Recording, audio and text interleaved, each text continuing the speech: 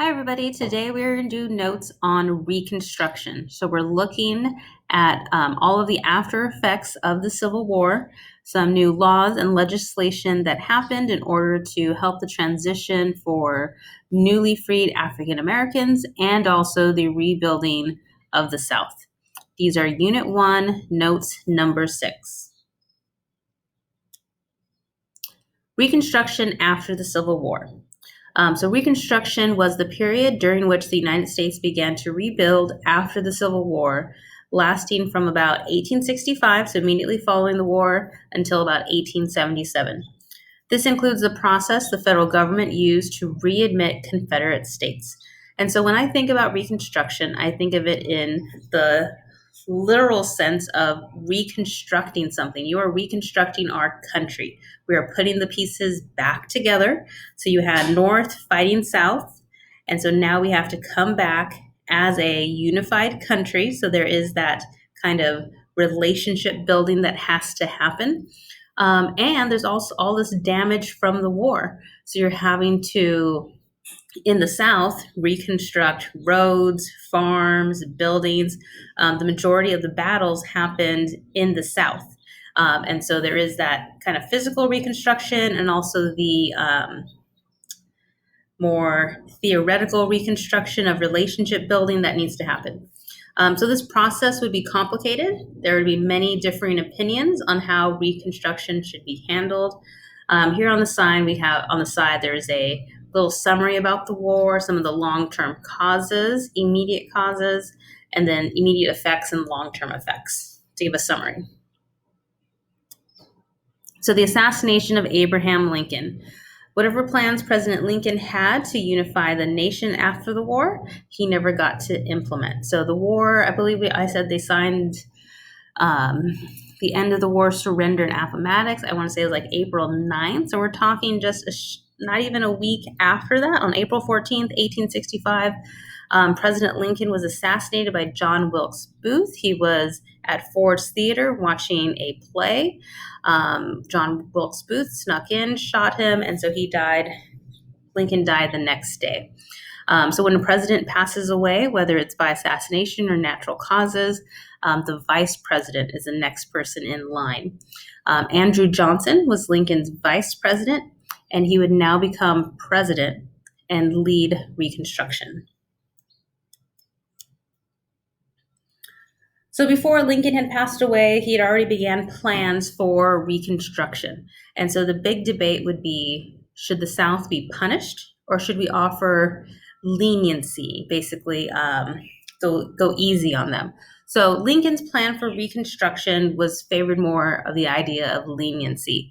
Lincoln made it clear that he favored a lenient Reconstruction policy. He wished to make the South return to the Union as quick and easy as possible. He felt that the war was fought, it was over. Let's not kind of drag things out even more, but let's get the South back into the Union as quick as possible. Lincoln's 10% plan would pardon all Confederates except high-ranking officials who would have to be tried. After 10% of the voting population swore an oath of loyalty to the Union, a state could form a government again. So only 10% of the people would have to swear an oath, or of the voting population, so males, white males, would have to swear an oath of loyalty. That's not asking a lot. Once the state accomplished that, they could form a state government and come back into the Union. So at this time, the Republicans in Congress formed a group called the Radical Republicans, and they felt that the South were the aggressors in the war, and they were to blame for all of the destruction, prolonging the war, and they felt that the South needed to pay for all the damages of the war. So the Radical Republicans wanted to destroy the political power of former slave owners. They wanted to give African Americans full citizenship and the right to vote. They also wanted a majority of voters to swear an oath of loyalty. So usually we consider a majority more than 50%. So they were really looking to have a lot more people swear this oath. After Lincoln's assassination, Andrew Johnson would have to deal with this controversy of Reconstruction. You know, which plan would be used, which one would be done to go forward. So let's stop and think. Which plan for Reconstruction is better, leniency or punishment? Because you look at both sides, and yes, the war has been fought, it's already had all this damage, but the South did, they were the ones to make the first shot. They prolonged the war. Don't you think that they should have to answer for what they've done to make not changes, but to pay consequences for the war? And so this is the big question. And I don't know, because if we do have leniency, maybe they don't really understand or think that they've had enough punishment. So let's see which plan was chosen. Presidential Reconstruction. In May of 1865, Johnson announced his own plan, Presidential Reconstruction. States would need to withdraw its secession, swear allegiance to the Union, annul Confederate war debts, and ratify the 13th Amendment, which abolished slavery in order to be readmitted. The radical Republicans were upset that Johnson's plan did little to address the needs of former slaves in the areas of land, voting, and protection under the law. The remaining Confederate states quickly agreed to Johnson's terms. They were, quick to realize that, let's agree to this deal before Congress can change anything. Some Southern states did not fully comply with the conditions of returning to the Union. For example, Mississippi did not ratify the 13th Amendment. Freed slaves in Southern states. Even with the turmoil of the South during Reconstruction, African Americans looked forward to new opportunities. Thousands were eager to leave plantations that they associated with oppression and move to where they could find jobs. So many of them left the plantations and moved to southern cities where they could find work in factories. Many of them didn't necessarily want to continue to work on plantations because it reminded them too much of their previous lives as slaves. The Freedmen's Bureau worked to reunite families that had been separated and also to create educational opportunities. So the Freedmen's Bureau was established by Congress to assist former slaves and poor whites in the South. So they were set to kind of just create schools, teach work skills in order to help newly freed slaves transition into society. Many of these former slaves, I think I read about 80% of them could not read, could not write. So just really helping to kind of bridge that gap from being a slave to now being a free person, having a job, and living a regular life. Some southern states passed black codes that would severely restrict the lives of newly freed African Americans. Restrictions would include prohibiting blacks from carrying weapons, serving on juries, testifying against whites, marrying whites, and traveling without permits. So kind of trying to still keep a structure of slavery in terms of not allowing newly freed African Americans all freedoms that they should have, and trying to keep that power balance between blacks and whites. Congress passed the Civil Rights Act of 1866, which gave African American citizenship and forbade states from passing black codes. So even though Congress is saying that states can't have black codes, it was very, very difficult to enforce. And so black codes would exist in many southern states until the mid 1950s, until we start to see the more modern civil rights movement. Amendments for change. So the 13th Amendment, this was actually passed in 1865. So Congress had been working on this prior to the end of the war. This would abolish slavery and indentured servitude. The 14th Amendment, which was passed, finally ratified in 1868, made all persons born or naturalized in the United States citizens of this country. All are entitled to equal protection of the law, and no state could deprive a person of life, liberty, or property without due process of law. And this would provide a constitutional basis for the Civil Rights Act. So kind of like where the Civil Rights Act gave African Americans citizenship, this kind of makes it so that it is constitutional, basically saying anyone born in America, you are automatically a citizen.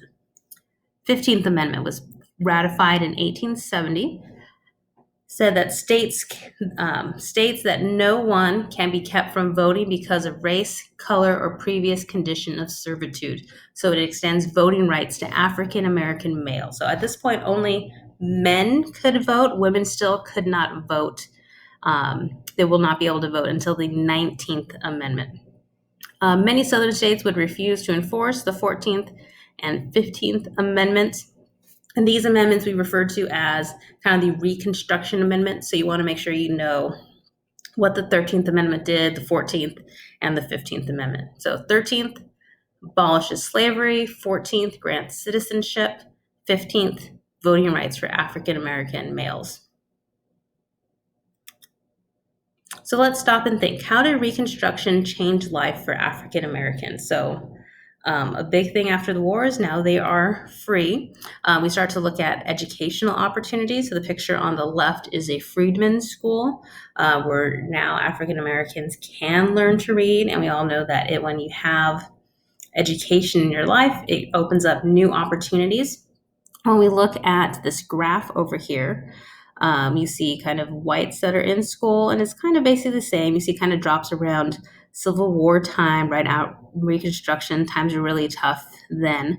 But we see the enrollment of Blacks going up significantly after the war. Still not at the same level, but significant jump. Effects on the Southern economy.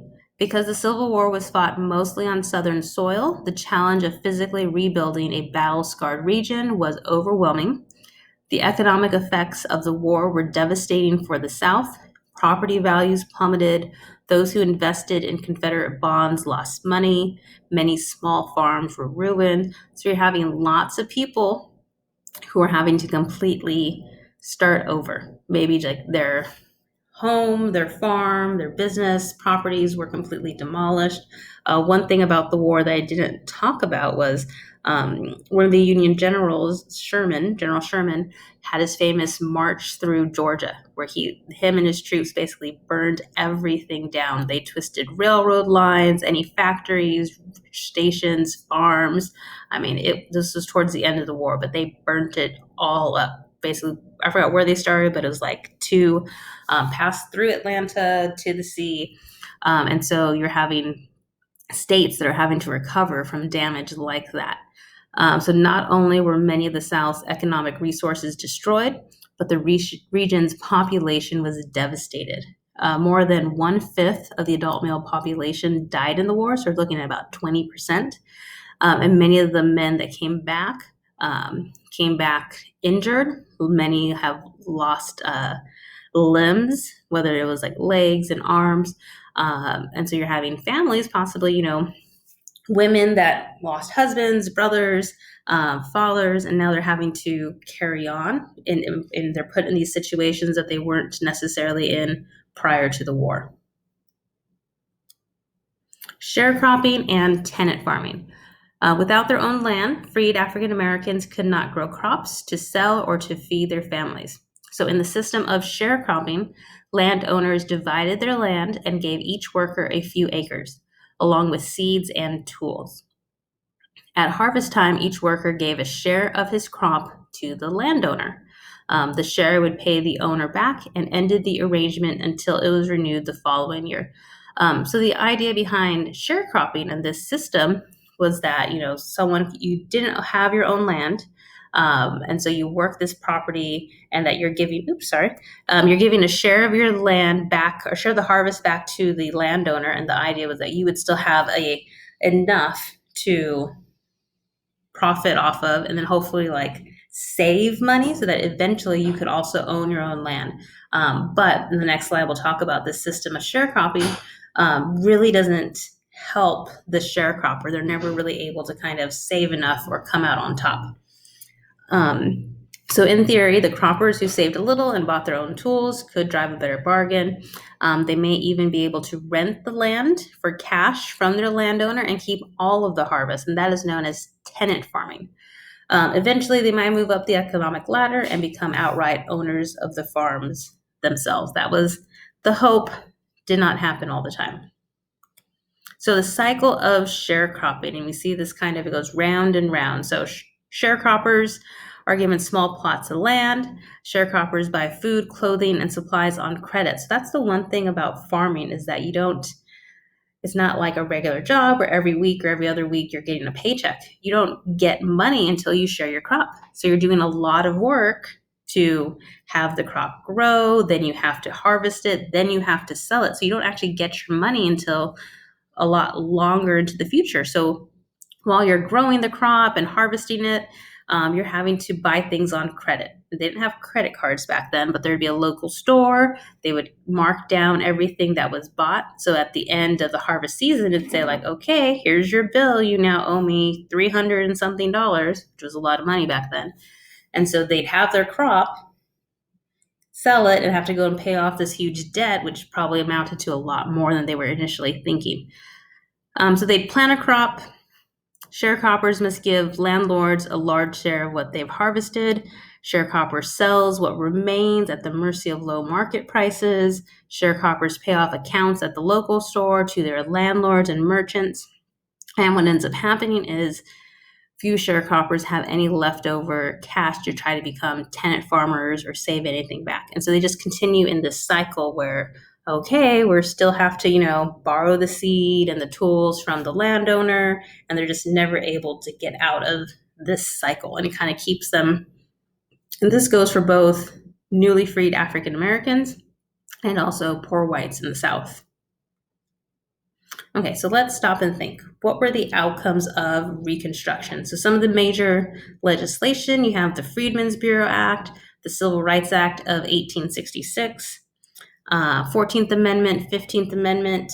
So we see a lot of legislation. And so there's a lot of promise of what could have happened because of Reconstruction. In some places, the promise did live up to, but there was still a lot of prejudice, a lot of segregation still existed in the South. And so in your assignment today, it's a question about how successful do we think Reconstruction was? And so on the one hand, at the time, there's a lot of successes. There's a lot of changes in the law. But are the laws being enforced? Are they being carried out?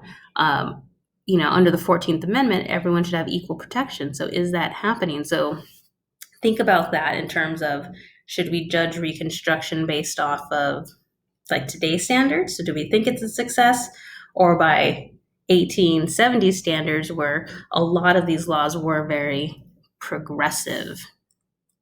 So that's the end of the notes. We'll talk more about this during our Zoom today.